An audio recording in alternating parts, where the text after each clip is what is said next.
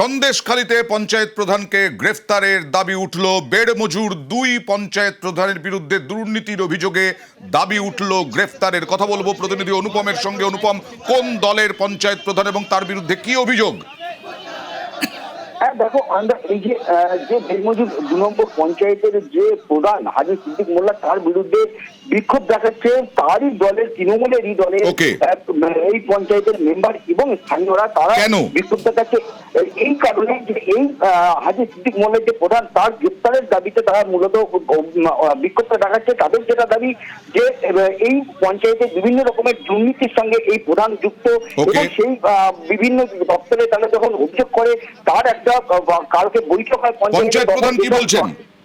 হ্যাঁ, পঞ্চায়েত প্রধান যেটা বলেছে যে এই যারা বিক্ষোভ করছে তারা পুরো একদম প্রধানকে কালিমা লিপ্ত করার জন্য। অনেক ধন্যবাদ। হাজি সিদ্দিক মোল্লা দুর্নীতিগ্রস্ত প্রধান, লক্ষ লক্ষ টাকা, কোটি কোটি টাকা আত্মসাৎ করেছেন কাজ না করে। সেই জন্য আমরা এই অবরোধ করেছি যাতে হাজি সিদ্দিক মোল্লার অবিলম্বে অ্যারেস্ট করা হোক। গতকাল হাজি সিদ্দিক মোল্লাকে নিয়ে মেম্বারদের নিয়ে মিটিং ছিল, আমাদেরকে জুতোর বাড়ি মারবো বলে এবং কয়েক শাসায় যে কয়েকদিনের মধ্যে কুপিয়ে ব্যবস্থা করে দেবো, কুপিয়ে দেবো, আমাদেরকে হুমকি দেয়। কয়েকদিন পরে শেখ শাহজাহান আসছে, তারপরে তোদের ব্যবস্থা করে ছেড়ে দেবো, দেখি তোরা কি করতে পারিস। কালকে একটা মিটিং ছিল, মেম্বাররা কাজ না করে টাকা তুলে দেওয়ার কথা বলছে, চাপ দিচ্ছে দুর্নীতি করার জন্য। তো আমি তো এইভাবে সরকারি টাকা দিতে পারি না, তো সেই জন্য গুটি কয়েক 2-4টে মেম্বার তারা এইটা আন্দোলনটা করছে। এখানে ব্লক সভাপতির ইন্ধন আছে, এমএলএ ইন্ধন আছে।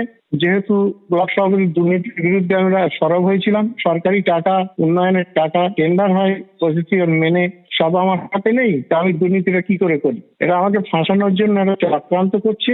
কোনো দুর্নীতি হয়নি, সব প্রসেস মেনে কাজ হয়েছে। সর্বোপরি আমাকে একটা চাপে রেখেছে, আমাকে সরিয়ে না দিতে পারলে ওরা দুর্নীতিটা করতে পারবে না। এটা একটা চক্রান্ত।